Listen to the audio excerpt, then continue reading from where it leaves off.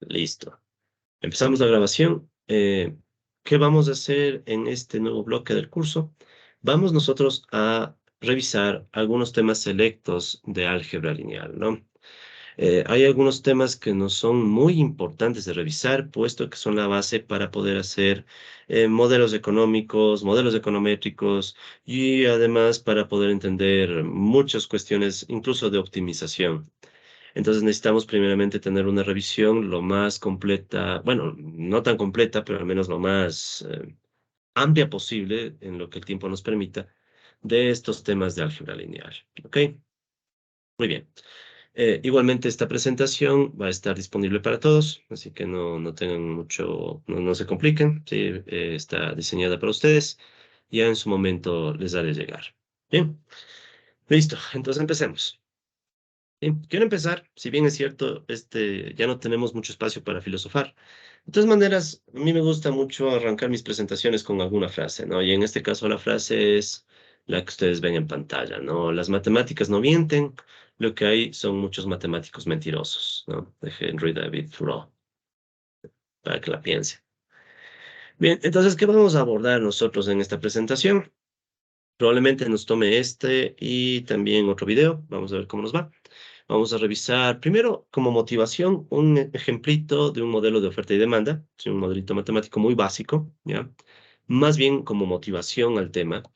Después ya vamos a entrar en la discusión de ya los elementos propiamente de la álgebra lineal, que son los vectores y las matrices. ¿Sí? Entonces vamos a definir qué son los vectores y ver algunas propiedades. Vamos a definir las matrices y también hablar de algunas propiedades.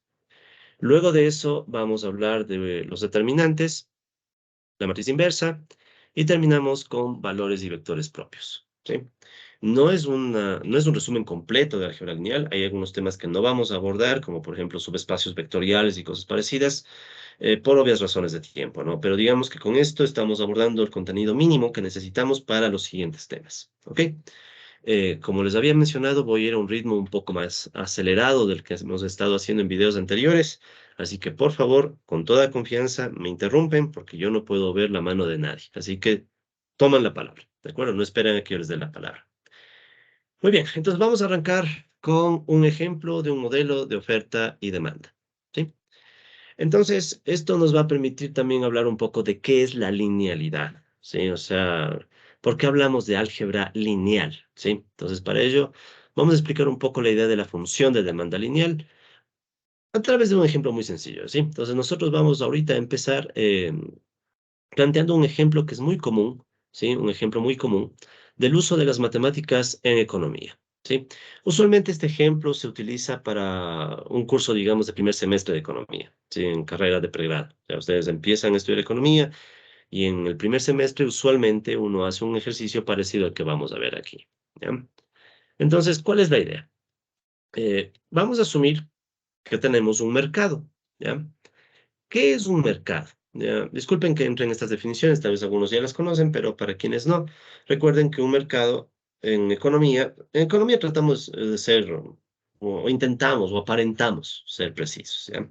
Entonces, cuando hablamos de mercado, podrían pensarle como un conjunto de ofertantes, demandantes y un precio, ¿sí? Entonces, hay un grupo de personas que demandan un bien, otro grupo de personas que ofertan un bien, y hay un precio que permite la comunicación entre estos dos grupos. ¿Sí? Eso es un mercado, así bien en resumen. Entonces vamos a asumir que tenemos un mercado con un solo bien, ¿de acuerdo? Pueden pensar en el bien que ustedes quieran, el mercado de papas, el mercado de arroz, el mercado de alguna legumbre, manzanas, lo que ustedes deseen, ¿ya? Entonces tenemos un mercado con un solo bien y vamos a asumir dos cosas, ¿sí? Un poquito de nomenclatura. Eh, el grosor de mi puntero nada más, ya. Entonces vamos a asumir que por un lado tenemos la cantidad demandada del bien en el mercado, que le vamos a llamar QD, ¿ya? La Q viene del inglés quantity, ¿sí? Entonces les pido disculpas una vez más, a mí no me gustan los anglicismos, pero vamos a utilizar la notación estándar, ¿ya? Entonces Q va a indicar la cantidad, la quantity, y D es la de demanda, no hay mucho donde perderse. Ahora, ojo, ¿qué es la demanda? En economía interpretamos la demanda como esa cantidad que los individuos quisieran comprar a un precio de un determinado bien, ¿de acuerdo? Repito, es la cantidad que quisieran comprar.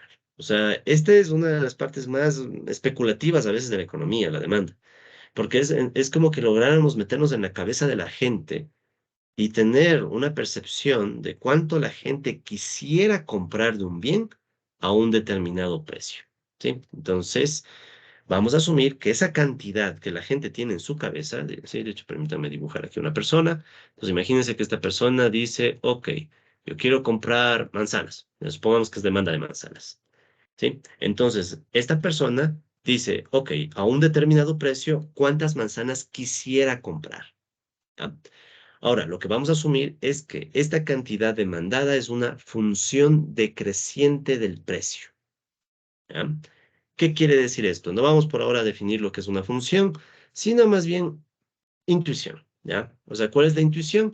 Que a mayor precio vamos a asumir que se reduce la cantidad demandada del bien en el mercado, ¿sí? Esto es lo que a veces se le llama la ley de la demanda, ¿sí? Si me permiten, yo voy a poner entre comillas la palabra ley, ¿sí? De la demanda, que en esencia dice, ok, si un bien es caro, tiene un precio que sube, un precio alto, entonces asumimos que la cantidad demandada de ese bien baja, ¿sí? Entonces, sube el precio, asumimos que la cantidad demandada baja. O al revés, ¿no? Si el precio baja, asumimos que la cantidad demandada sube, ¿ya? Ok, entonces, uno podría representar esta idea de la ley de la demanda de muchas maneras, ¿sí? De muchas maneras. Podríamos hacer unas gráficas muy complicadas, etcétera. Sin embargo, vamos a tomar la forma más simple que tenemos los economistas para estudiar estos fenómenos. A veces demasiado simple, pero bueno, digamos que es introductorio, ¿ya? Entonces vamos a asumir una función de demanda lineal, ¿ya? ¿Eso qué quiere decir? Pensemos en la siguiente ecuación. Voy a pensar que la cantidad demandada, ¿de acuerdo? Depende del precio a través de esta ecuación, ¿sí? A través de esta ecuación. Entonces, repito, esta es la cantidad demandada de manzanas. ¿Cuántas manzanas la gente quisiera comprar? Pensando que podemos meternos en la cabeza de ellos y ver cuánto quieren, ¿sí? Y esta cantidad demandada tiene esta forma, ¿ya? Entonces, si me permiten, me adelanto un poco, ¿ya? ¿Qué forma es eso? Es la forma de una recta. Sí, o sea, esta es la ecuación de una recta. Para quedar convencidos qué valores toma esta recta, digamos que el precio fuera cero. Si el precio fuera cero, ¿de acuerdo? Si no hubiera precio, estaríamos asumiendo que las personas quisieran demandar una cantidad A del bien. Por eso es que ustedes pueden ver aquí tenemos un gráfico en donde en el eje horizontal ponemos el precio, en el eje vertical la cantidad. Ya, no es lo usual que hacemos los economistas, solemos hacer al revés, pero por ahora trabajémosle más en términos analíticos, ¿no? Entonces, en el eje horizontal estamos poniendo, si quieren, la variable independiente y en el vertical la dependiente, por ahora, ¿ya? Entonces, ¿qué pasa? Que cuando el precio es cero, ¿sí? O sea, cuando no hay precio, o si quieren, cuando el bien es gratis, esta ecuacióncita está asumiendo que las personas quisieran demandar una cantidad, ¿ya? Si quieren, podrían interpretarlo así, ¿no? Si el bien es gratis, las personas van a querer llevarse todo lo que puedan consumir, hasta el tope, ¿no? Hasta el máximo posible. Supongamos que A es ese máximo posible que la gente podría consumir gratis. Ahora, ¿hasta dónde llega o por qué Hasta el esta infinito. función tiene, perdón? Llega hasta el infinito porque es una línea recta, vertical hacia arriba. No, no, porque, esta cuestión, buena pregunta. Eh, Y esto es algo que los economistas siempre pecamos, ¿no? Por favor, tomen en cuenta que asumimos que el precio siempre va a ser mayor o igual a cero, ¿sí? Va a ser un supuesto implícito, pero mejor que lo hagamos explícito, ¿no? Gracias por la observación. Entonces, nuestra región de interés es estrictamente la región en la cual tenemos o bien un precio igual a cero o un precio positivo. Vamos a dejar de lado cualquier caso en donde pueda haber precios negativos. De hecho, ¿qué significaría un precio negativo? A ver, ¿quién nos ayuda con una interpretación de un posible precio negativo? Que me ¿Qué es un están precio negativo? Es cuando un producto no es un bien, sino que es un mal. Entonces pagaría por dejar de tener algo, en teoría. En teoría, ¿no? Ya. Supuestamente los precios negativos entonces serían los que se le paga a la persona que tiene que consumir. ¿Ya? Por ejemplo, un ejemplo Los típico es, digamos, impuestos.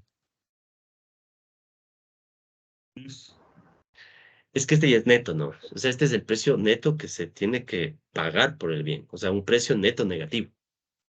Un impuesto, no le veo como un impuesto que termine provocando. O tal vez no. O sea, si es un impuesto demasiado alto.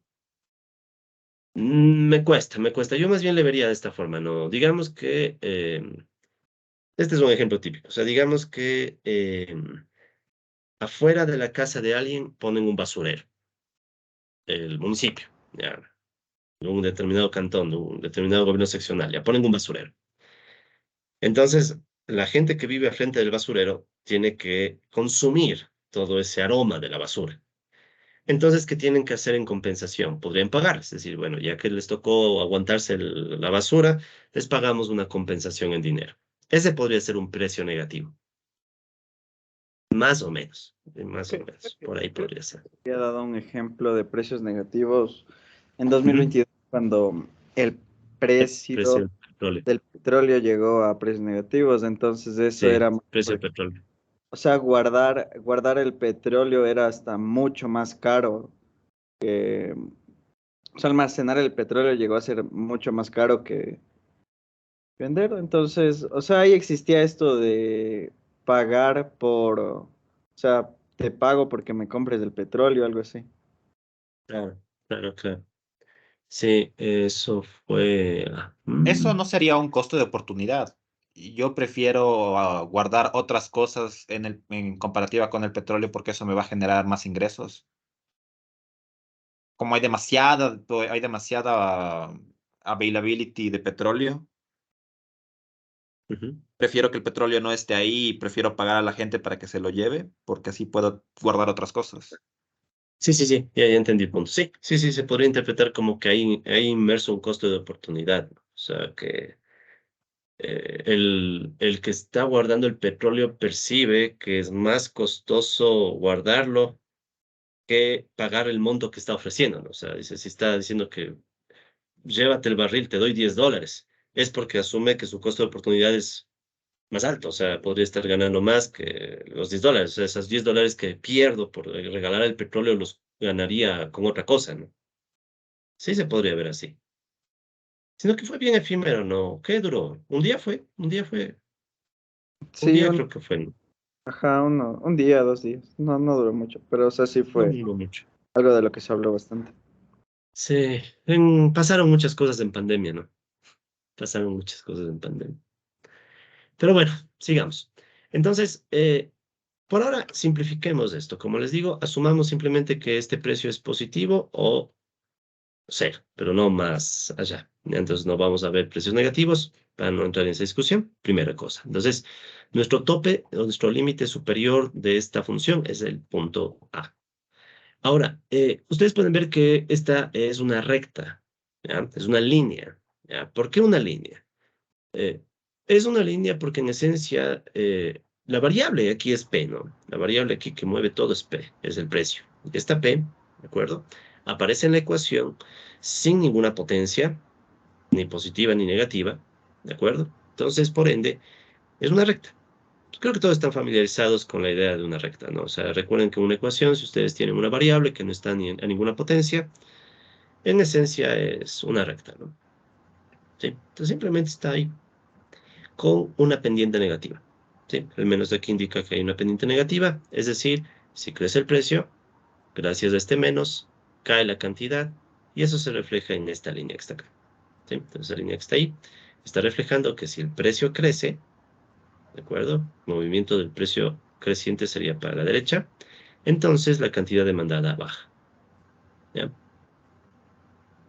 Ok, ¿cómo hallaríamos el punto tope? O sea, ¿cuál es el precio máximo después del cual ya la gente no compra el bien? ¿Cómo encuentro ese punto? El A sobre B.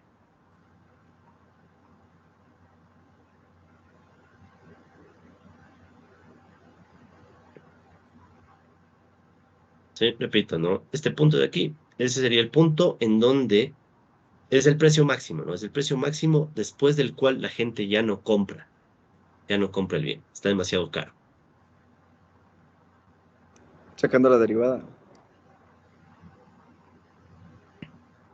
No se compliquen mucho.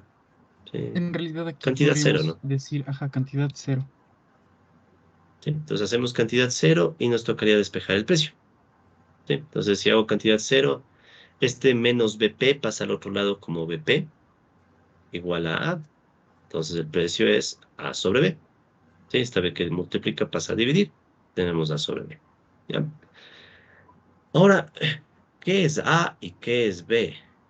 Bueno, A ya tenemos una idea, ¿no? A es el consumo máximo que la gente quisiera hacer si es que el bien fuera gratis. B, en cambio, podríamos interpretarle como el efecto del precio sobre la cantidad demandada, ¿no? Este B, con M negativo. ¿Ya? En fin, ¿será que el mundo real se comporta así?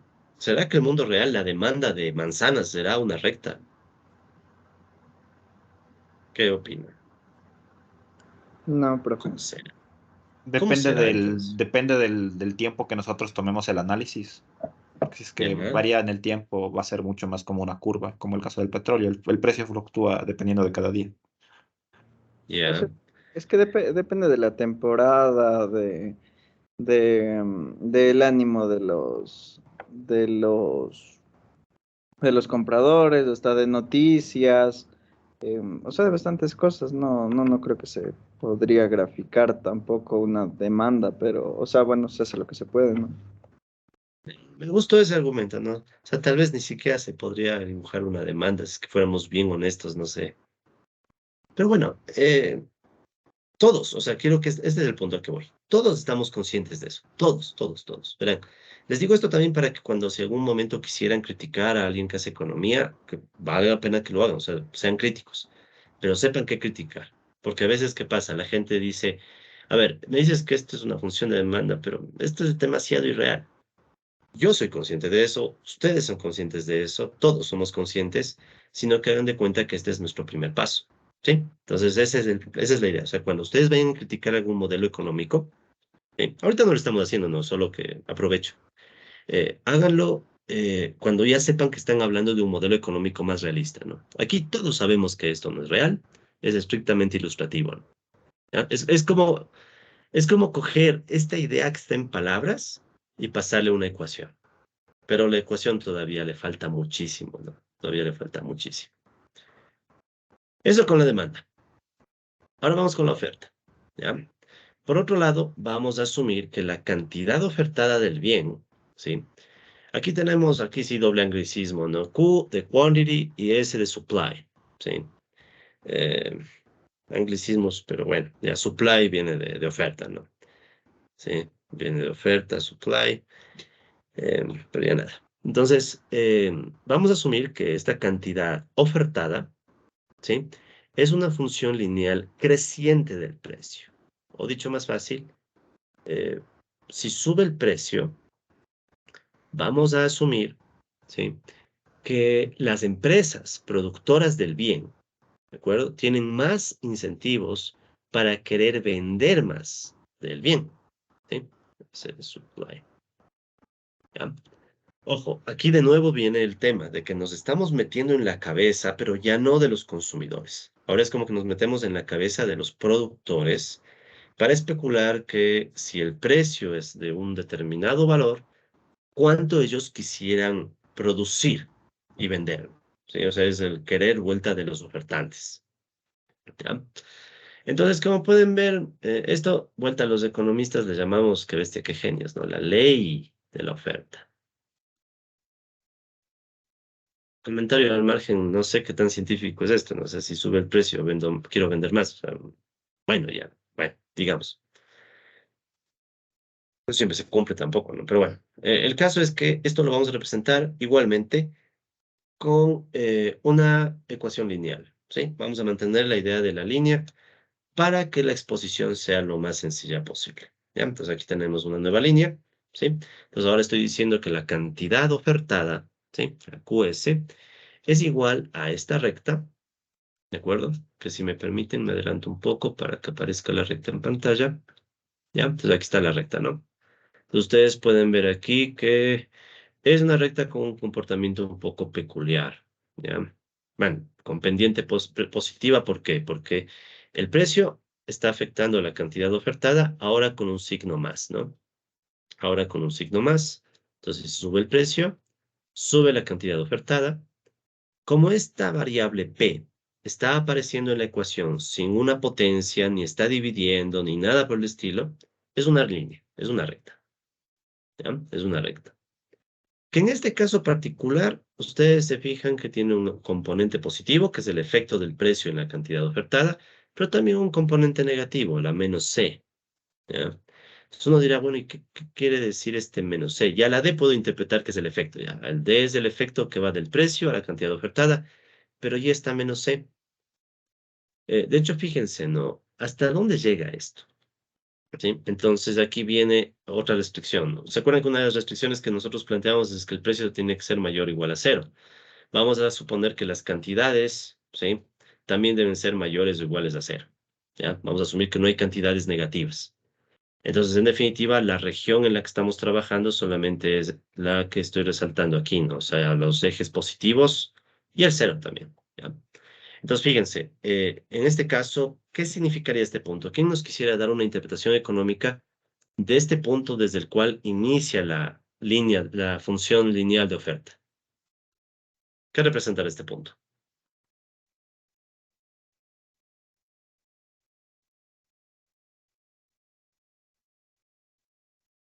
Podría ser el punto donde el precio iguala al costo. Entonces, digamos, salgo a tablas y a partir de ese punto, cuando empiezo a tener ganancias, empiezo a tener la disposición a vender. Perfecto, muy buena interpretación. Sí, podríamos pensar que este es el punto en el cual precios y costos están igualitos. Si el precio es más bajo, ya sale a pérdida, entonces mejor no hago nada. O sea, mejor como empresa decido no actuar. En cambio, después de ese precio, como que ya el precio supera el costo y por ende ya estoy motivado a ofrecer. ¿Sí? Entonces, fíjense, si bien es una línea, ya empieza a dar pauta a interpretaciones, ¿no? O sea, ya empieza a dar espacio a que se pueda hacer interpretaciones y eso hay que tener mucha cautela, ¿no? O sea, en muchos modelos económicos, este es demasiado básico, pero en muchos modelos económicos, la forma de de las funciones, donde cortan, todos esos detalles cuentan. Pueden tener alguna interpretación. Pero bueno, entonces tenemos hasta el momento dos funciones, una de demanda y otra de oferta. Asumimos que las dos funciones tienen pendientes contrarias, la una es negativa, la otra es positiva, ¿sí? Y vamos a asumir que son líneas estrictamente para facilitarnos la exposición, ¿ya? Muy bien, entonces vamos ahora a definir dos conceptos, el exceso de demanda y el equilibrio de mercado, ¿ya? Entonces, el exceso de demanda, creo que el nombre es bien claro, ¿no? El exceso de demanda vamos a definirlo como la diferencia entre la cantidad demandada y la cantidad ofertada, ¿ya? Entonces, en pocas palabras es cuánta demanda extra o excedente existe, ¿no? Cuánto de demanda sobra que no es atendida por la oferta, ¿ya? Pues eso se le llama exceso de demanda. Podríamos también decir un exceso de oferta, pero cuando ustedes topen estos temas ya más avanzados en micro, lo estándar es definirle como exceso de demanda, ¿no? Entonces hay un sobrante de demanda que no logra ser cubierto por las empresas, ¿ya? ¿De acuerdo? Entonces va a ser la diferencia, ¿no? Entre la cantidad demandada y la cantidad ofertada del bien. Ahora, sí, fíjense que aquí yo he puesto entre paréntesis el precio. ¿Ya? Para quienes ya saben esto, es hasta un poco aburrido lo que digo ya, pero para quienes no, estoy poniendo en paréntesis el precio para indicar precisamente que, primero, la cantidad demandada depende del precio. La cantidad ofertada depende del precio. Si estas dos dependen del precio y las estoy restando, entonces el exceso de demanda también depende del precio. ¿Sí? Simplemente es una forma de indicar que son funciones del precio o dependen del precio. ¿Ok? Muy bien. Ahora, hablemos de uno de los conceptos más, casi los más, no sé si propios, pero los más típicos de la economía, el equilibrio de mercado. ¿Ya? ¿Qué es el equilibrio de mercado? Entonces, primero, permítanme darles una definición general del equilibrio de mercado y después al caso que estamos estudiando. En general, cuando hablamos de equilibrio, ¿sí? Estamos pensando en una situación o un estado donde ningún agente económico tiene incentivos para cambiar su situación, ¿ya? Esta es la idea general de equilibrio. Es como que pensamos que es posible llegar a un momento en donde todos los involucrados en una situación están de acuerdo. Nadie quiere mover la situación, nadie quiere topar las cosas. Todos están de acuerdo y le dejan como está. ¿Ya? Esta es una definición tan general, de hecho no sé si quieras ir a llamarle equilibrio, capaz que ni de mercado, yo le ponía solo equilibrio, ¿no? Más que nada equilibrio. En economía, ¿no? O sea, en economía entendemos el equilibrio como esa situación donde todos están de acuerdo, nadie quiere topar nada y ya, y las cosas quedan así. ¿Ya? Entonces, antes de continuar, primera pregunta, todavía un poquito filosóficos, pero ya, me cabes menos, pero un poquito filosóficos todavía. En el mundo real, ¿alguna vez se llega a estar en una situación de equilibrio? ¿O en qué momentos ustedes creen que se llega a un equilibrio así en el mundo real? O sea, ¿en qué situación la gente está tranquila y no quiere topar nada? ¿Qué se les ocurre?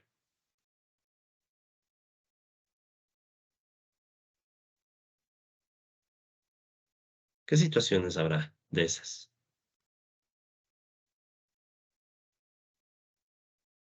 Puede ser que en el caso en el que los monopolios, o sea, es un monopolio natural, como por ejemplo el agua, la luz, que tiene un costo muy alto para hacer eso. O sea, para yo poder proveer de agua, tengo que generar tuberías desde el río hasta todo eso. Entonces, todo eso me genera un costo tan grande y por eso el Estado lo coge. Y el Estado lo coge Ya, para evitar este aspecto de que se convierta en un monopolio por las empresas privadas y se aprovechen del precio. Entonces, ya, como el Estado lo controla, ofrece un precio bajo, un precio asequible, o no trata de aprovecharse de este precio a las personas, entonces las personas están contentas con ese precio. ya.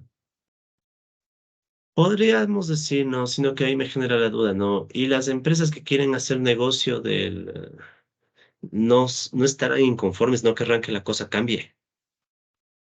Sí, porque existen barreras de entrada. Entonces, o sea, puede que estas barreras de entrada hagan que los monopolios y hasta el propio Estado tengan ganancias superiores a las de equilibrio y como nadie más puede entrar, entonces ya las ganancias se quedan ahí. O sea, no es como que nadie quiera hacer nada, sino que la otra parte no puede hacer nada. O sea, no es Porque como hay que barreras de entrada muy altas y el gobierno no permite.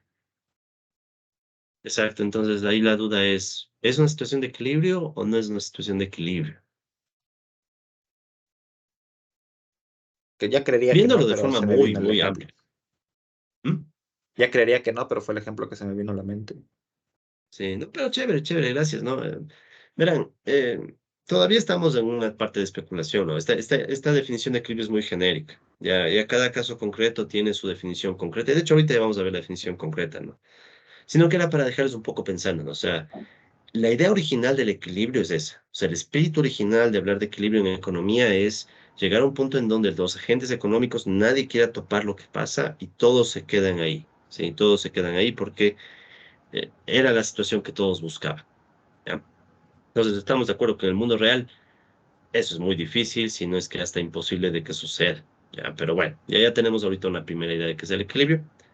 Y eso me sirve para explicar entonces qué es lo que vamos a buscar en este ejemplo. ¿Ya? Entonces, en el ejemplo que estamos planteando, el equilibrio se alcanza cuando el precio, ¿ya?, se mueve hasta provocar que el exceso de demanda sea nulo. ¿Ya?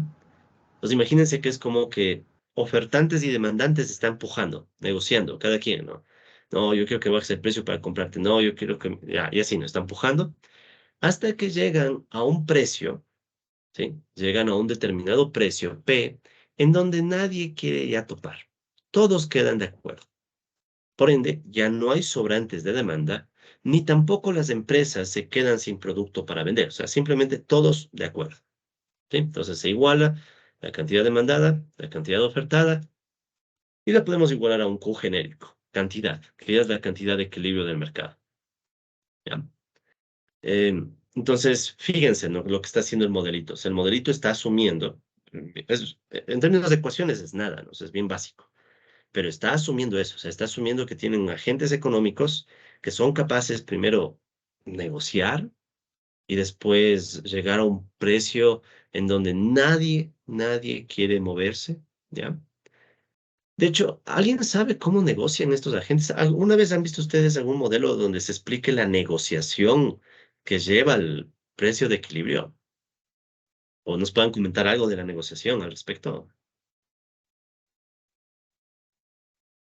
¿Qué negociación? Disculpe, profe. ¿Perdón? ¿Qué negociación? Por ejemplo, la negociación entre ofertantes y demandantes, ¿no? Por ejemplo, El en un regateo modelito con el básico de ceñito de la retail. esquina. ¿Ya? Cuando no te ofrecen cualquier cosa, un vendedor ambulante en el carro, y tú le dices, no, está Ya, muy caro, ahí se da un proceso perfecto. de oferta y Ahora, eso demanda. lo han visto hecho un modelo.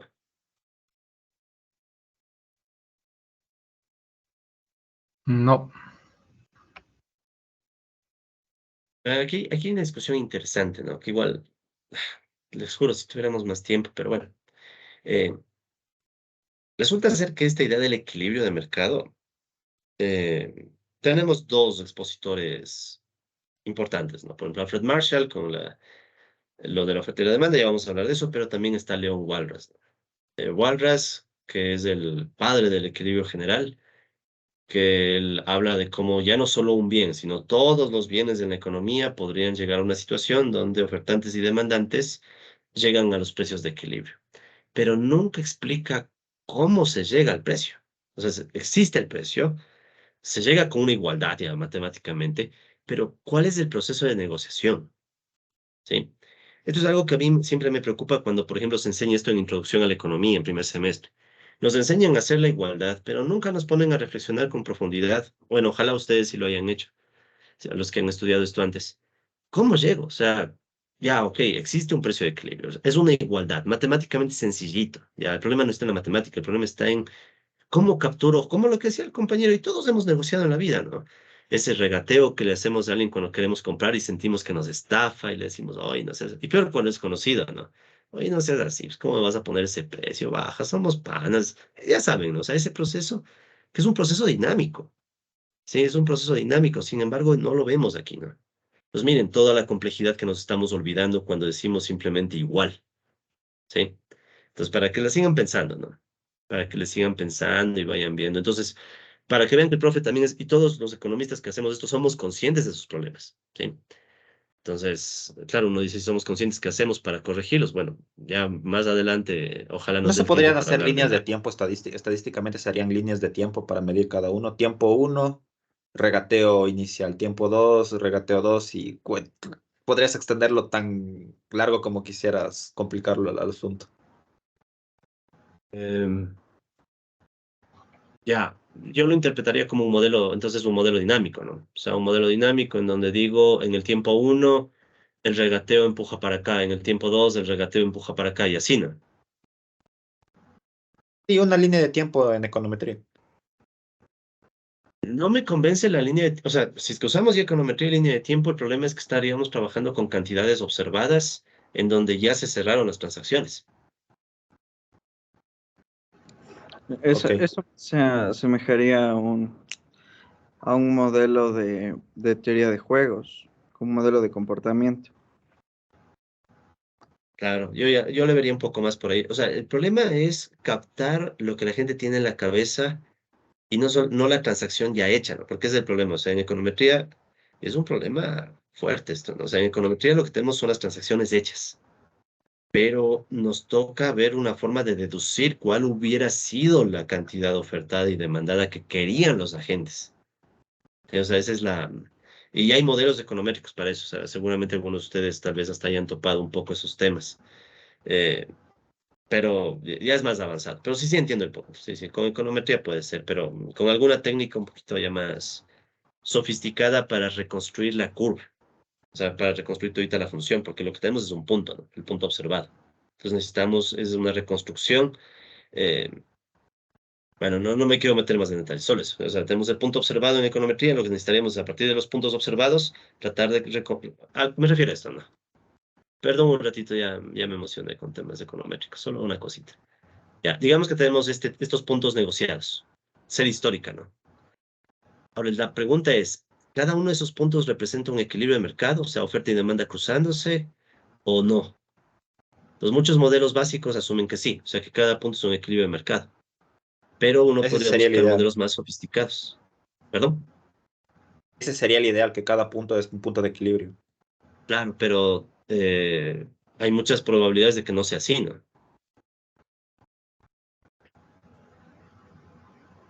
Entonces, hay modelitos, hay unos modelitos que permiten mapear, digamos, las posibles curvas de demanda y oferta en cada punto, ¿no?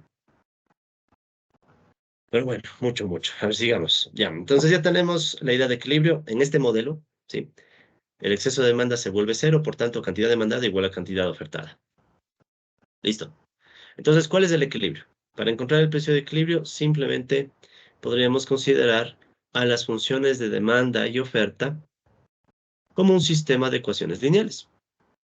O sea, ya sabemos que la cantidad demandada y la cantidad ofertada se reducen a una cantidad ya genérica, la de equilibrio, y ambas cantidades dependen de un precio y de un precio. Entonces, fíjense, ya volviéndole esto más instrumental, tenemos un problema de dos ecuaciones lineales, ¿no? Porque las variables, tanto la Q como la P, no aparecen ni elevadas al cuadrado, ni al cubo, o sea, no tienen potencias, ni tampoco se están dividiendo, ni se están multiplicando entre sí, nada, solo aparecen como sumas o restas, ¿ya? Entonces tenemos dos ecuaciones lineales y dos variables, ¿sí? Y dos variables. Entonces, el problema se vuelve bastante simple y de hecho en términos gráficos, ¿qué es lo que hay que hacer? O sea, en términos gráficos tengo las dos líneas, ¿sí? Y tengo que encontrar el punto de corte.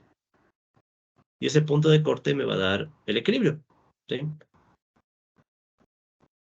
Entonces, miren, este es un problema tan básico que ni siquiera me voy a preocupar de resolverlo ahorita, sino más bien estamos reforzando y entendiendo conceptos, ¿no? Y sobre todo el concepto de la linealidad. Entonces, la linealidad, o sea, pese a que estamos trabajando con un modelo lineal, con muchos supuestos, muy limitado, ya nos está permitiendo representar este fenómeno. O sea, un fenómeno en el cual tengo aquí la voluntad de los compradores, tengo aquí la voluntad de los vendedores, y el punto en el que se cruzan ambas voluntades, decimos que es el punto de equilibrio en el cual, si se llega a ese punto, no sabemos cómo, pero ya, si se llega a ese punto, ni el uno ni el otro quiere moverse, ¿sí? Este es en esencia mucho de lo que hacemos en economía. Incluso la linealidad, o sea, somos muy abusivos con la linealidad. De hecho, en econometría, hasta hace no mucho, pucha, todo era lineal. Hasta hace no mucho, todo era lineal. En fin, preguntas por favor hasta ahí. O sea, como, sí me entienden, o sea, es igual, ¿no? Es una introducción para decirles por qué hablamos de linealidad. O sea, cuando hablamos en economía de linealidad, ¿a qué nos referimos? ¿Cómo entran las funciones? Y por qué hablamos de sistemas de ecuaciones en economía. Sí, es un poco el objetivo. Y bueno, y de una vez decirles también que este sistema de ecuaciones, como es lineal, puede estudiarse a través de objetos que se conocen como vectores y matrices. Sí, o sea, los vectores y matrices son objetos matemáticos que nos permiten estudiar este tipo de estructuras lineales. ¿Sí? Y por eso se llama álgebra lineal, porque es un álgebra muy particular especializada en fenómenos lineales, ¿sí? Y en este tipo de ecuaciones. Ok, ¿preguntas?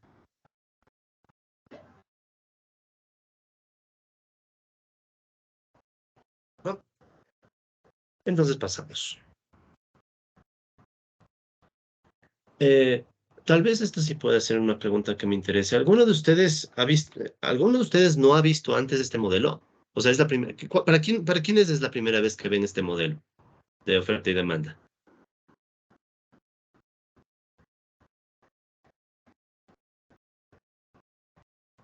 ¿Nadie? Entonces creo que estamos conversando el mismo lenguaje, entonces. Bien, listo. Entonces, ese modelito solamente, como repito, era una motivación de por qué tenemos linealidad, ¿sí? Por qué tenemos sistemas de ecuaciones y por qué vamos a estudiar lo que vamos a estudiar, ¿sí? Entonces, ahora sí, empecemos a ver algunas de los temas propios de la álgebra lineal, o sea, la álgebra especializada en las propiedades de estos esquemas que tienen líneas, ¿sí? Para ponerlo así bien burdo, ¿ya? Y vamos a empezar con la idea de vectores, ¿ya? Entonces vamos a definir los vectores. ¿Qué es un vector? ¿Ya?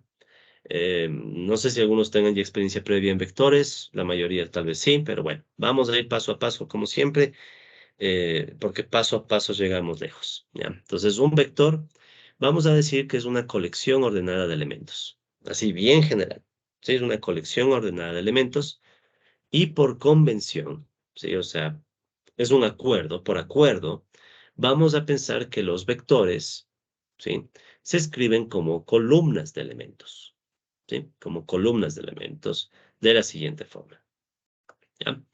Entonces ustedes ven aquí que tengo una X, pero esta X ahora ¿qué representa? Representa en realidad un conjunto ordenado de elementos. X1, X2, hasta un XM, ¿ya? M puede ser 3, 5, 10, 15, lo que queramos, ¿ya? Es una cantidad de elementos que están ordenados. Y por convención, repito, los ponemos en columna. Y la M, que es el último elemento, si este de aquí me dice cuántos elementos hay, indica también lo que llamamos la dimensión del vector, ¿sí? Entonces, esa es la idea del vector, ¿no? Disculpe, en este caso no ¿Qué? sería M un número real entero. Sí, sí, sí. Ok. En efecto, ¿no? En efecto, un número real entero. Más bien, lo que quería resaltar yo es que el X no tiene por qué ser un número. O sea, ustedes pueden tener vector de lo que sea. O sea, pueden tener aquí objetos, casas, lo que sea, y estos que sean los nombres, ¿no? O sea, sin embargo, lo más fácil y obvio es que vamos a asumir que son números, ¿sí? Lo más fácil y obvio es asumir que son números, pero puede estar cualquier cosa. De hecho, cuando uno trabaja en programación con vectores, ahí es bueno tener una visión de los vectores más amplia, ¿no? O sea, pensar que los vectores simplemente son un grupo ordenado de elementos de lo que sea, ¿ya? Pero bueno. Ya. Entonces, aquí X a veces también se le llama vector columna, ¿ya? Pero por defecto no se indica que es columna, ¿sí? O sea, si ustedes están usando un libro estándar de álgebra lineal o incluso de micro, por ejemplo, de microeconomía, y se usan vectores, por defecto se asume que el vector es vertical, ¿sí? Pero a veces también para ser enfáticos, si quieren, se puede llamar vector columna, ¿ya? Porque también hay el vector fila, que vamos a ver más luego, pero aprendamos desde lo estándar. Entonces, lo estándar es que cuando hablemos de vectores, piensen en columnas, ¿ya? Piensen en columnas. Eso nos va a quitar un montón de ambigüedades, ¿ya? Ahora, así como hay vectores, ¿sí? Que tienen varios elementos, ¿sí? Aquí pueden ver, tenemos m elementos. En contraste, también pueden haber objetos compuestos solo por un número real, ¿ya? O sea, un objeto que solo tiene un número, ¿ya? A esos objetos, para diferenciarlos de los vectores, se les conoce como escalares, ¿ya? Por ejemplo, podríamos suponer que el x1 es igual a 3, un número, ¿sí? Y como ustedes saben, de hecho, este 3 es un elemento de los números reales, ¿ya? Entonces, eh, sí, no se olviden que esta simbología significa pertenece, ¿ya? Pertenece. Ok, entonces estoy diciendo que este numerito 3, que estoy asumiendo que es lo mismo que el x1, si es uno, digamos que estaba el 3 aquí, ¿ya? Este de aquí es un elemento o pertenece al conjunto de los números reales. Entonces, el conjunto de los números reales le vamos a representar por la letra R mayúscula, ¿ya? La letra R que está acá. De hecho, usualmente se le pone doble rayita a la R, pero bueno, disculpen el apuro, puse solo R mayúscula acá, ¿ya? Entonces, no se olviden que el conjunto de los números reales se suele representar a través de la recta de los reales, ¿no? Entonces, ustedes tienen aquí la recta de los reales, aquí estaría el 0, el 1, el 2, menos 1, menos 2, ¿ya? Y esto se puede ir hasta el más infinito, menos infinito. Y ya saben que aquí dentro de esta recta hay una serie de subconjuntos, ¿no? Pueden tener los números enteros positivos, enteros negativos, el 0, números irracionales, lo que ustedes quieran, ¿ya? Pero para mí, lo único que me interesa por ahora es que recuerden los números reales, ¿sí? O sea, son todos los números que se pueden representar en esta recta, ¿sí? ¿De acuerdo? Entonces vamos a asumir por simplicidad, y por simplicidad, que los elementos de los vectores siempre son escalares, ¿ya? No necesariamente tiene que ser así, pero para no complicarnos la vida, vamos a pensar que cada uno es un numerito, ¿sí? Un numerito, numerito, numerito, ¿ya? Entonces, con eso podemos imaginar los vectores de una forma muy, muy simple e incluso intuitiva, ¿ya? Como no tenemos mucho tiempo, necesito apelar bastante a la intuición antes que al rigor, o bueno, encontrar el balance. En fin, ahora, pensemos. Si un numerito, el x1, decimos que es elemento de los reales, ¿ya? Por ejemplo, el 3 es un numerito que puede ir en la recta de los reales. En cambio, el vector, ¿sí? El vector x, por ejemplo, no tiene un numerito, tiene m numeritos, ¿sí? Tiene estos m numeritos. Entonces, se dice, ¿sí? Que el x vector es elemento de R, pero no real 1. Aquí es como que estuviera un 1, ¿sí? Entonces aquí es como que si hubiera un 1. Ya no lo escribimos, pero es como que hubiera un 1. En cambio aquí, el vector, vamos a decir que es un elemento de Rm. Entonces, m, ¿qué está diciéndome? Es la cantidad de elementos que tiene el vector. ¿Ya? Entonces estoy diciendo que un vector es elemento de un espacio de números reales de dimensión m. ¿Ya? Eso significa también que el vector bien puede tener 2 elementos, 3 elementos, 5 elementos, 10 elementos, los que sean, ¿sí? Si ustedes tal vez en su momento tuvieron oportunidad de estudiar, no sé, física o algo así, usualmente pensamos en vectores que representan algún fenómeno físico, ¿no? Y a veces las dimensiones son acotadas, al menos de lo que me acuerdo, no son infinitas, pues no son tan grandes. En cambio, aquí puede ser lo que sea, ¿sí? Por ejemplo, imagínense que X puede ser una canasta de bienes, ya, para hablar como economista, una canasta de bienes. O sea, imagínense literal una canasta en forma vertical, un canasto en forma vertical, donde vas metiendo un bien, otro bien, otro bien, otro bien, y otro bien, y otro bien, y así. Entonces, una canasta de bienes, ¿ya? Entonces, para eso se usan, por ejemplo, los vectores en economía, ¿no? Para representar qué es lo que compra el consumidor. Entonces, el consumidor puede comprar papas, puede comprar arroz, puede comprar mellocos, un montón de bienes, ¿sí? Y entonces el vector representa ese conjunto. Ok, vamos a ver algunas operaciones con vectores, súper rápido, y más bien queriendo captar la intuición, ¿no? Entonces, por ejemplo, suma de dos vectores. Entonces, supongamos que tenemos dos vectores. Otra cosa, perdón, cierto, otra cosa antes de pasarme. A algunos que tal vez no han trabajado mucho con esto, sí se les puede hacer un poco confuso que aquí está X y aquí también, ¿no? En algunos libros tienen la buena costumbre de poner negrilla.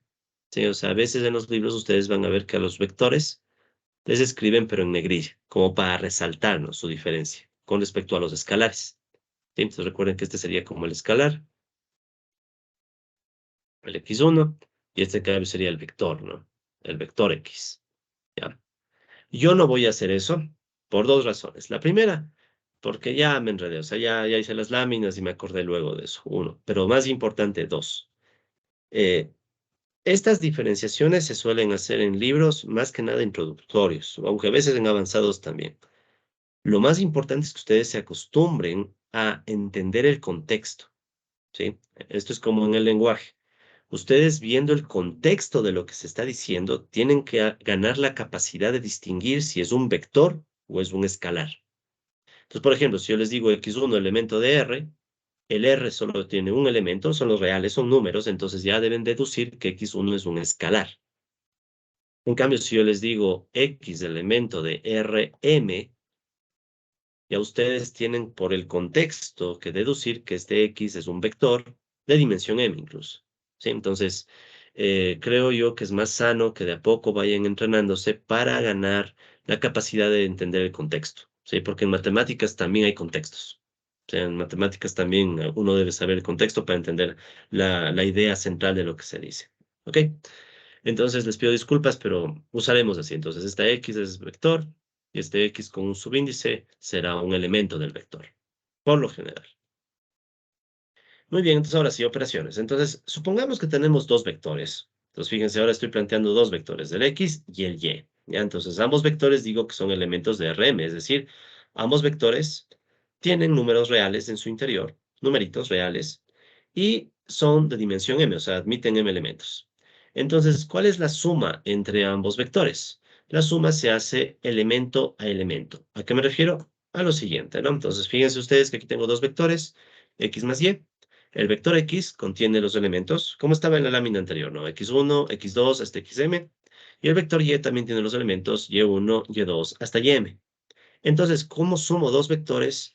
Sumo elemento a elemento. x1 con y1, ¿sí? x1 más y1. x2 con y2, x2 más y2. Y así voy haciendo elemento a elemento hasta llegar a xm más ym. ¿Sí?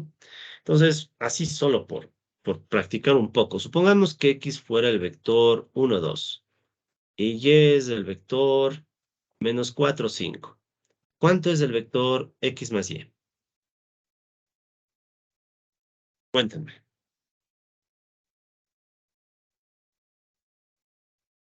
1 menos 4 y 2 y 5. Menos -3, 3. 7. Ah, ya de una vez. Menos 3, 7, ¿no? Sí, nada del otro mundo, ¿no? Nada del otro mundo. Entonces, simplemente recordar que se tiene que hacer la suma elemento a elemento. ¿Sí? Y bueno, si consideramos el caso particular de dos vectores de tamaño 2, es lo que acabo de hacer, sino que estaba con numeritos, ¿no? Entonces, pensemos ahora que tenemos dos vectores. Vean aquí, ahora es para que vean, ¿no? Aquí, por ejemplo, tengo dos vectores de dimensión 2. ¿Qué significa esto de dimensión 2? Dos elementos, ¿ya? Ahora, fíjense, aquí a un vector le llamo Z1 y al otro vector Z2. Y ambos son elementos de R2. Entonces, si alguien se memorizara diciendo, si es subíndice no es vector, ya se jodió. ¿Sí? Entonces, deben estar con capacidad de entender el contexto. En este caso, el contexto es que el Z1 y el Z2, ambos, pertenecen al R2. Y R2 es los reales en dos dimensiones, o sea, vectores de dimensión 2. Entonces, fíjense aquí, ¿no? El Z1 digo que es alfa 1 y alfa 2. Z2 digo que es beta 1 y beta 2. Y la suma de los dos vectores me va a dar alfa 1 más beta 1 y alfa 2 más beta 2. Suma elemento a elemento. Ya. ¿Para qué hago esta suma del caso de 2? Porque quiero también que vean un poco al menos la interpretación gráfica de la suma de los vectores. ¿Sí? Entonces, miren, para empezar, cuando los vectores tienen pocas dimensiones, y en concreto cuando tienen sobre todo 2 y 3 dimensiones, se pueden representar gráficamente. Miren, por ejemplo, aquí ustedes pueden ver que tenemos el vector Z1, ¿sí? Vector Z1, que sería este alfa 1 más alfa 2. Entonces, en el eje horizontal, yo puedo ubicar la coordenada alfa 1, que corresponde al vector Z1, ¿no? Entonces, Z1 tiene como coordenada horizontal el alfa 1 y como coordenada vertical el beta 1. ¿Ya?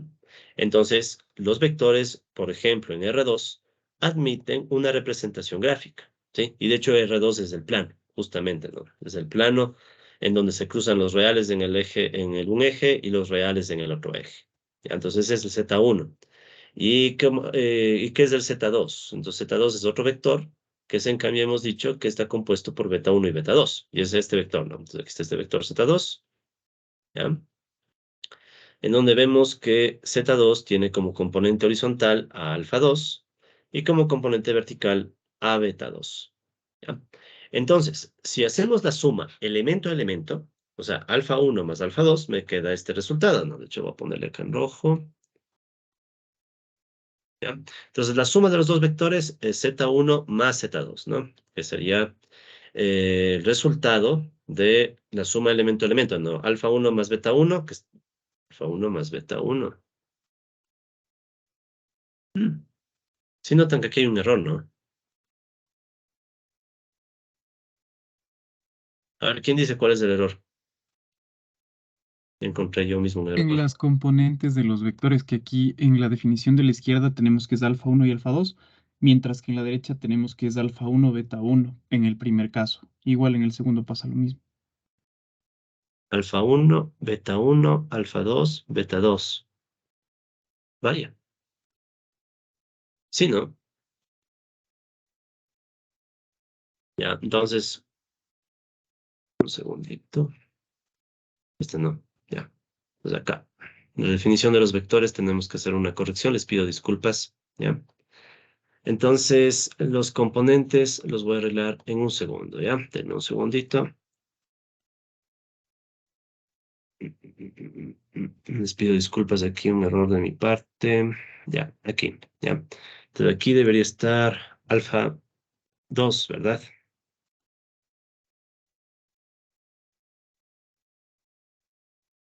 Ya, quiero hacer la corrección ahorita porque yo les voy a dar estas láminas, entonces no quiero, después me voy a olvidar.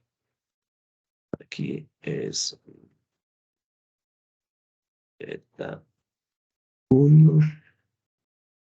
Ya, entonces sí. Ajá. Alfa 2. Aquí es beta 1. Eso es. Ya, disculpen el error. Ya, ya, ahora sí creo que nos cuadra. Veamos. Ya, entonces Z1 tiene componentes alfa 1, beta 1, alfa 1, beta 1, ya. El Z2 tiene componentes alfa 2 y beta 2, ya, ahí está bien. Les pido mil disculpas, ¿no? Entonces ahí sí, la suma coincide, ¿no? Alfa 1 más alfa 2, ya. Y la otra suma componente a componente, estás acá, ya. Y esta otra suma beta 1, beta 2, que es la de acá arriba. Beta 1 más beta 2, ya, todo cuadra. Listo. Entonces, ¿cuál es la idea, por ende, de la suma ya en términos geométricos, ¿no? Primero, ya vemos que se puede representar un vector a través de sus componentes, ¿ya? Eso se le suele llamar la representación rectangular, ¿sí? Coordenadas rectangulares, ¿ya? Porque estamos hablando del plano cartesiano y todo eso, entonces unas coordenadas rectangulares. Pero quiero que se fijen en el resultado. El resultado es otro vector, ¿no? Obviamente. El resultado es otro vector que de hecho se compone de toda esta línea, ¿no? Entonces, toda esta línea que está acá, estoy resaltando ahorita en rojo, ese sería el resultado de la suma. ¿Sí? Ese sería el resultado de sumar Z1 y Z2.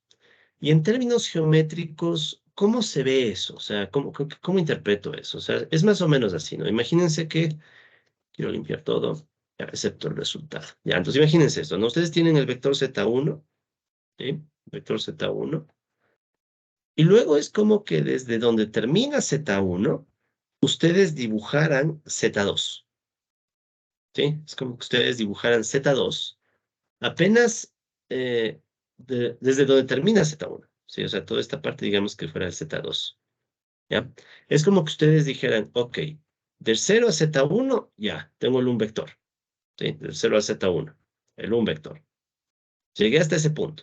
Y luego desde ese punto continúo dibujando Z2. Dibujo Z2. Por eso es que ustedes pueden fijarse que el Z2 que está acá es paralelo al que está acá, ¿sí? O sea, tiene la misma dirección. ¿Ya? Cuando hablamos de dirección en vectores nos referimos al ángulo y el mismo sentido, o sea, hacia dónde apunta la flecha. Entonces son vectores con la misma dirección, el mismo sentido, pero que están trasladados. Entonces es como que el Z2 está trasladado su origen, o sea, este es el Z2 original, pero lo hemos trasladado acá. ¿Ya? Entonces esa es la idea de la suma, en términos geométricos, ¿no? Tienes un vector Z1, le pones luego al Z2 inmediatamente después, ¿no? Y el resultado es Z1 más Z2. ¿Ya? ¿Preguntas, por favor?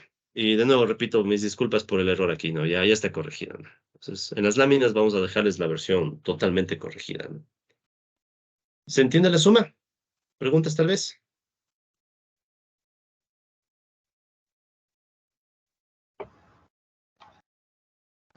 ¿Por qué alfa Ok, 2 se pone primero aquí? arriesgámonos un poco. Eh, ¿Perdón? una preguntita, en el eje de las abscisas, ¿por qué alfa 2 se Ya. pone primero que alfa 1? Ah, ya, eso es estrictamente por dibujar, ¿no? O sea, no hay razón alguna para que primero esté el alfa 1 y el alfa 2. Es arbitrario. Es como por decir, supongamos que el alfa 1 era 5 y el alfa 2 era 3.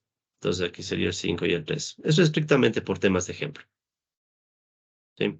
El beta 1 está abajo. En cambio, el beta 1 podríamos ponerle, qué sé yo, 2 y el beta 2, 6, digamos.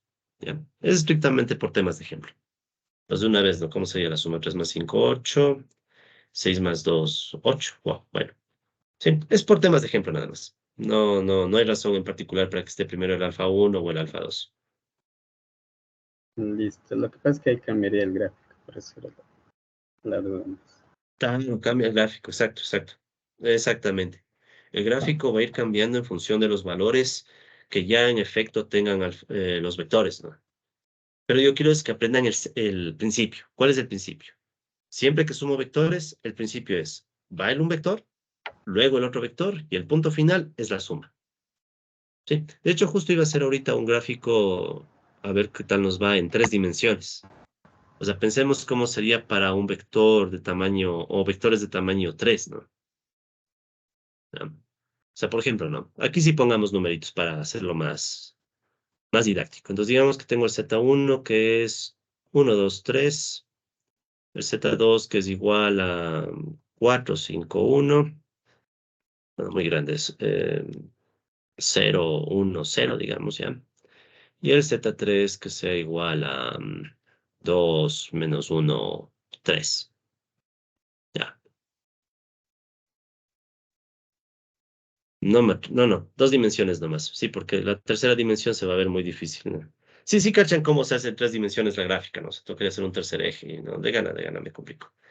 ¿Cómo se va a ver la suma de estos tres? O sea, Z1 más Z2 más Z3.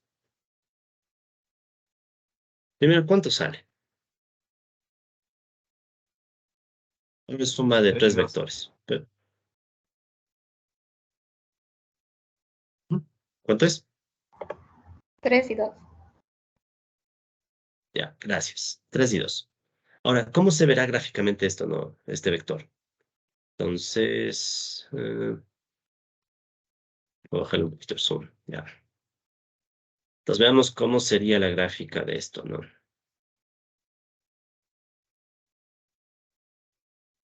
Ya, entonces puedo partir con cualquier vector, pero hagámoslo en orden. Partamos con el vector Z1.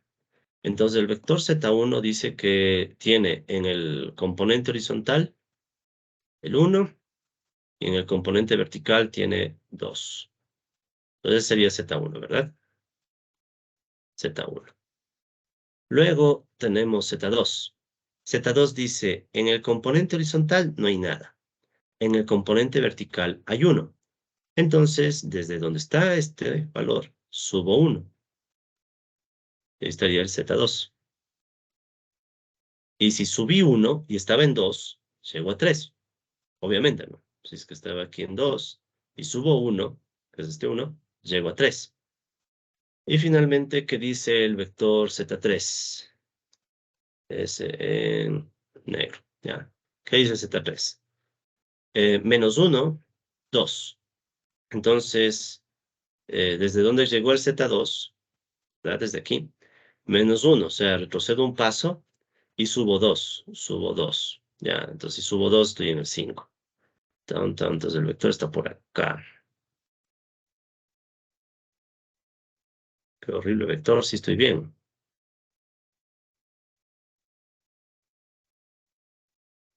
Ay, no, ¿qué estoy haciendo? Este es el horizontal. O sea, ya me están ganando. ¿Qué razón? ¿Ya es hora de receso que me estoy ganando? Parece que sí.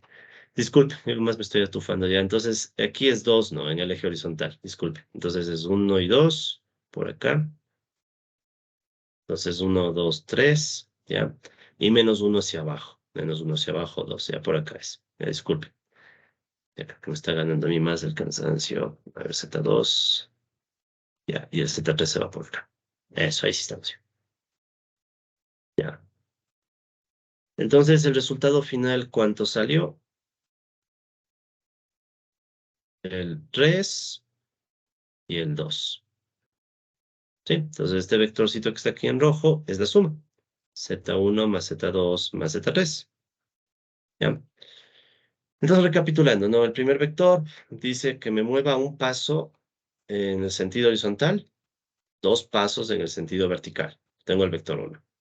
El vector 2 dice, muévase 0 pasos en el sentido horizontal, o sea, no me muevo. Y en el sentido vertical suba un paso. Y el vector 3 me dice, muévase 2 pasos en el sentido horizontal y baje un paso en el sentido vertical. Tengo el vector 3. Entonces, la suma es el punto, la suma da como resultado un punto final, y entonces ese es el vector, suma, ¿sí? El 3 y 2. ¿Ya? No sé si algunos de ustedes tal vez ya hayan hecho esto antes. Sí, es más que nada para ganar la intuición de cómo se ve la suma de vectores, ¿no? Y esto se podría hacer en más dimensiones. O sea, en 3 dimensiones se podría hacer, sino que ya la gráfica obviamente no es tan... Nuestras pantallas no dan para 3 dimensiones, ¿no? Pero bueno. Preguntas sobre la suma de vectores.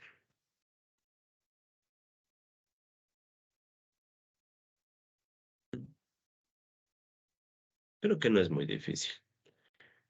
Ok, a ver. Hagamos unas 2 observaciones más de vectores y de ahí hacemos ya un pequeño receso, ¿ok? Que creo que a mí más me está haciendo falta. Vamos con esta otra operación. Multiplicación de un vector por un escalar, ¿ya? Sí, entonces ahora vamos con la multiplicación de un vector por un escalar. Entonces, supongamos que tenemos un vector X que pertenece a los reales de dimensión M, sí, o sea, ya sabemos, un X, o sea, un vector que va a tener números reales y tiene M elementos. Y supongamos un escalar, o sea, una C, una constante, un número, elemento de los reales, un número. Entonces, la multiplicación se obtiene multiplicando el escalar a cada elemento del vector, ¿sí? Nada del otro mundo, o sea, en definitiva, ¿qué es? Fijémonos. Me dicen C, que es escalar, por X, que es vector, ¿ya? Como pueden ver, aquí no estoy usando negrillas ni nada, así que me toca a mí entender el contexto para saber cuál es vector y cuál no. Entonces, ¿qué es X? El vector que tiene elementos desde el 1, 2, hasta el M, y C, que es la constante.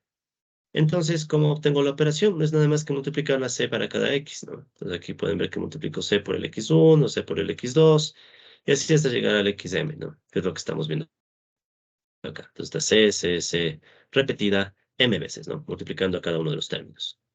Entonces, pongamos igual un ejemplo, ¿no? Digamos que les doy un vector, digamos que ahora X es el vector 2, 3, y para este vector 2, 3, digamos que le voy a multiplicar por un escalar que sea igual a 4, a 2. Ya. Entonces, ¿cuánto es C por X? Por favor. 4 y 6. 4 y 6. ¿Ya? Ahora, esto es facilísimo, ¿sí? Esto es facilísimo. Ahora, ¿qué me interesa? Más que la operación, la interpretación gráfica, ¿no? Entonces, consideremos un caso particular, ¿ya? Como el que voy a ponerles aquí ahorita, ¿no? Entonces, digamos que tenemos un caso particular donde tenemos un vector X de dimensión 2. Ya saben, un vector X de dimensión 2, o sea, X va a tener solo 2 elementos, X1 y X2. Como tiene 2 elementos, se puede dibujar en el plano cartesiano, ¿sí? Entonces aquí está en el plano cartesiano.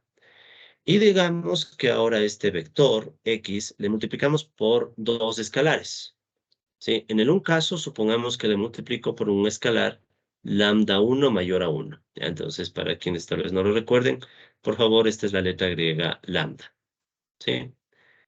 Quienes estudian economía están condenados a saberse el alfabeto griego, pero es práctica, es cuestión de práctica, ¿sí? Así que no se estresen mucho, paso a paso, ¿no? Entonces, este es lambda, ¿sí? La letra griega lambda.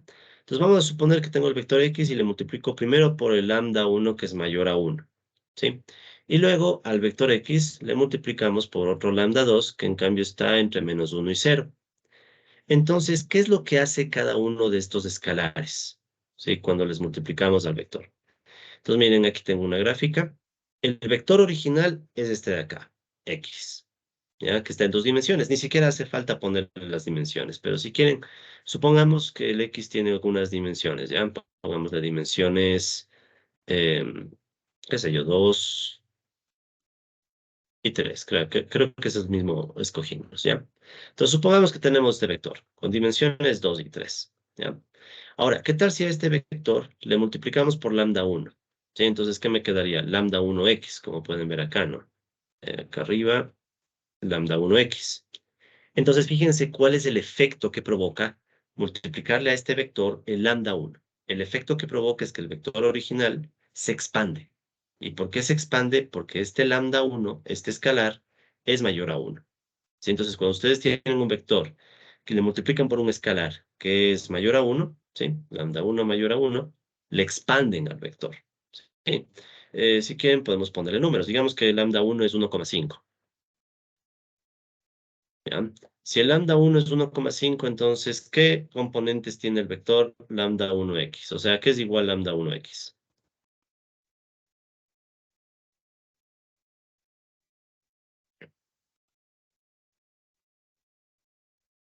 ¿Qué dicen? ¿Cuánto es lambda 1x? Sí, lambda 1 es 1,5 y el x original es 2 y 3.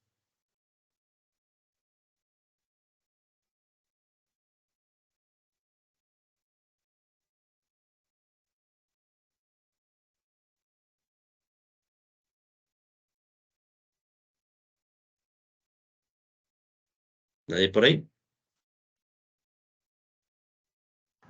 3 y 4, 5. 4.5.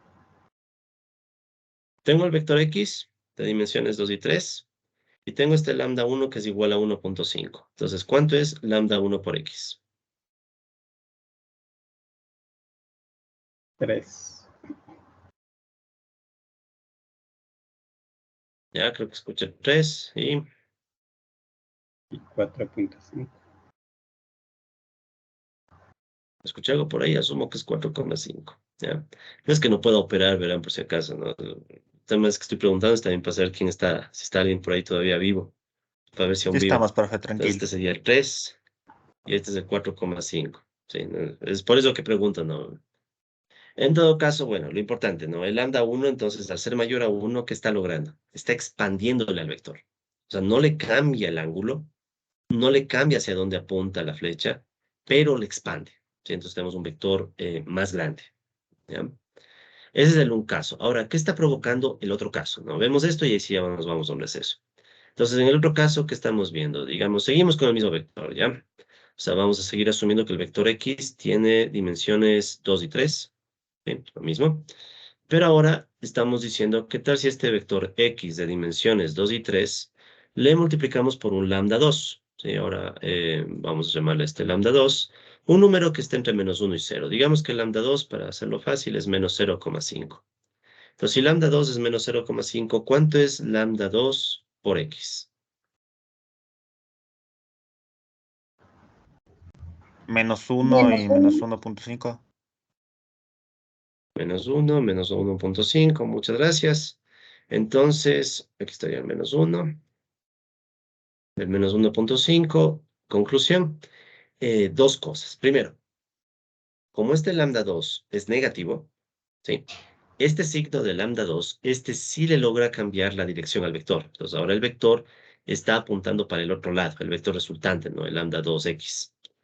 Entonces el signo de la constante que le multiplica el x va a provocar cambio en la dirección del vector. Primero. Y segundo, el